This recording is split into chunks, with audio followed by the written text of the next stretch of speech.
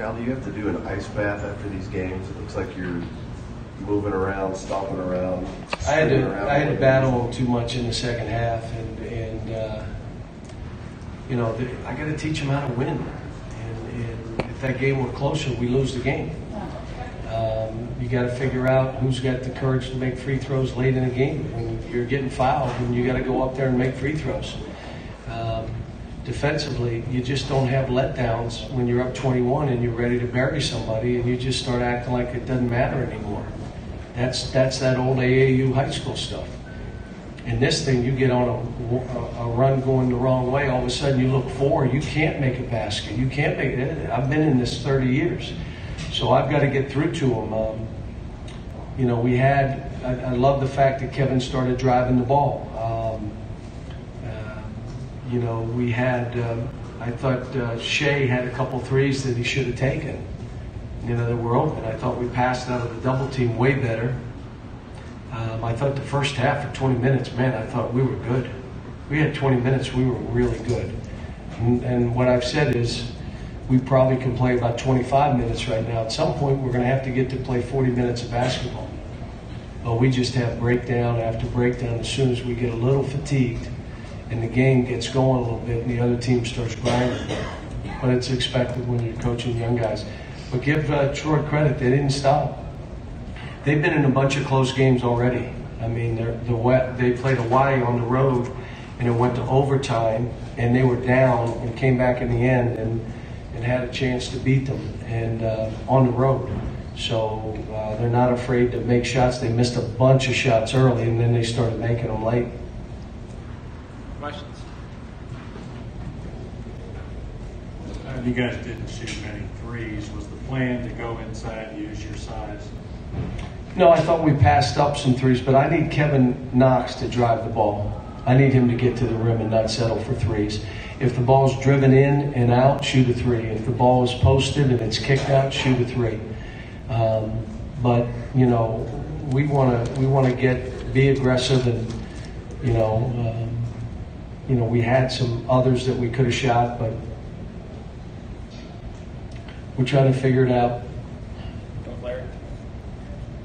John, how big a concern is it this time? It seemed like just game after game, you keep hitting long periods that you go without scoring. 0 for 7, 1 for 10, 1 for 8. So and if you look at it, I'll tell you what happens too. So the ball swings out, and my center has the ball, and our best three-point shooter's standing right there, and is yelling to him one more, and my center shoots it. We go into a pick and roll, and my point guard, instead of throwing back to the guy that's wide open, tries to throw a pass because he wants to be the passer for the assist. And then all of a sudden it starts running downhill. Then you miss a shot or two, and all of a sudden you're right. You're 1 for 7. But if you go over those stretches, you're saying 1 out of 7, but there's turnovers in there for no reason. Lack of execution. This is a freshman team. It's the kind of stuff they do. And I told them I have to teach them how to win, and they have to listen when we're in situations. Every possession still matters. They don't see that yet, but they will.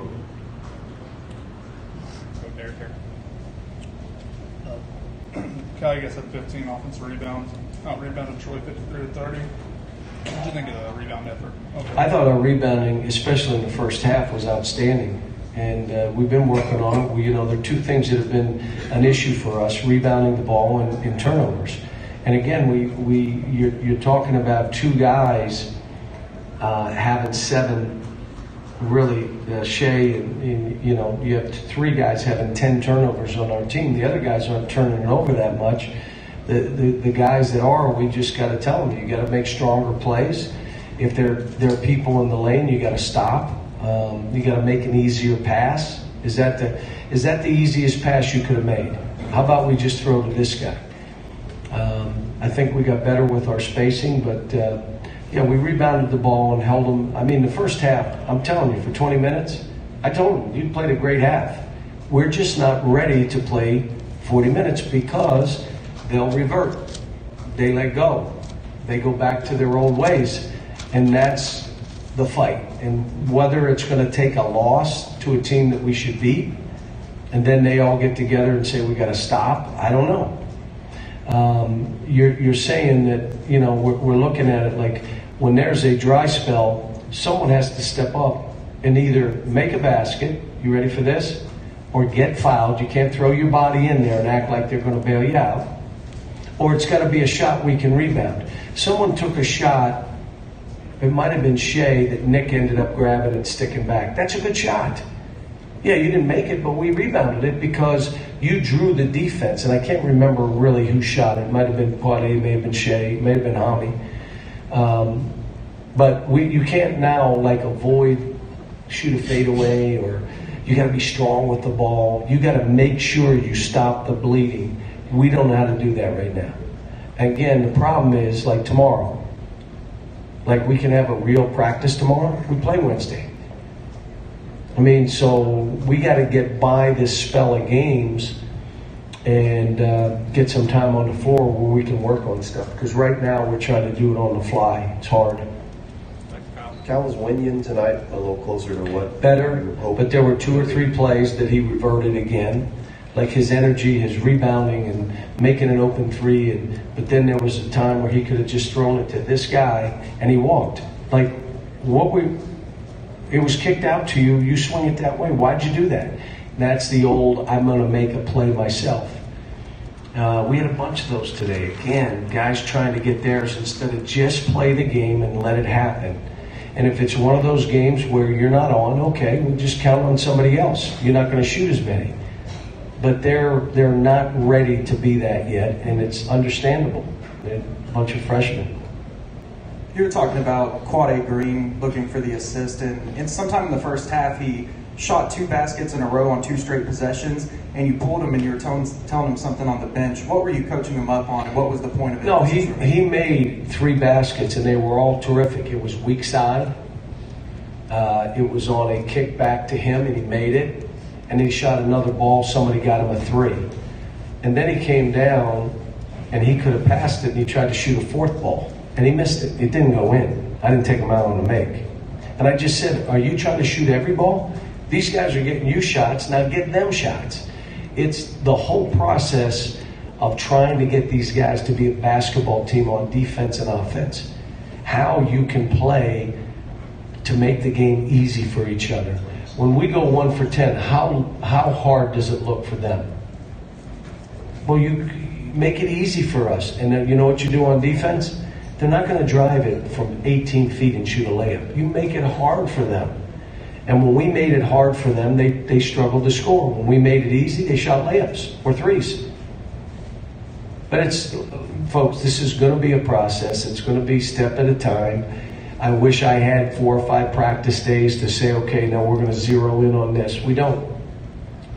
Tomorrow's probably going to be more of a walkthrough. Get ready for Wednesday. Any other questions?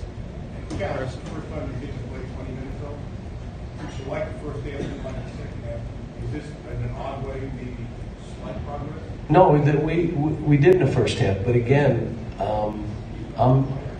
I told them part of this is trying to. My job is to get them to do the impossible, do things they never thought they can do, play in a way they never thought they could play. That's what my job is. Today I was harder on them in the second half than I want to be, but I told them. I said I had to fight you in the second half so we could win the game. You guys were giving up on the game, and you just can't do it. You got to be man enough to know if you're breaking down or someone's got to fight to go get a ball. And we got a good group of kids. It's just a lot of growing, a lot of learning. But we're long, and when we decide to defend with 5 guys, again, just so you understand, on offense, if one guy is a ball stopper, like he gets the ball and he's trying to score, if one guy on defense or 2 are not really in sync, they're not engaged, you can't be a good defensive team.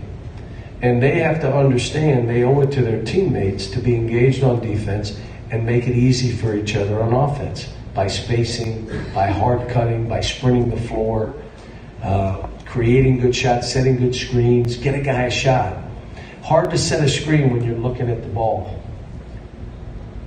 You're not worried about the screen. You're hoping you get the ball. I mean, that's high school stuff, but it's what we're fighting. And like I said, it's a good win. Anytime you win, it's good. The first half, how we played was really good. Give Troy credit. They didn't. I've watched the tapes. They don't give up on any game. That's how they play. And we move on to Wednesday. You played Ty and Brett in the first half. Was there any particular reason that they got those minutes or earned those minutes? Well, we had foul trouble for Ty, and I just said, you know what, Brad's playing so well in practice. You know, I thought he had a couple plays he could have taken a shot. And I'm like, look, we need your shooting. So can we put him in games? Can he defend, stay on people? He was on person. He wasn't supposed to be, but he was. He did fine. Person didn't score on him. So I may start shoving him into the first half and, you know, give him an opportunity and see what he does, especially if teams are, you know, we're struggling to make baskets.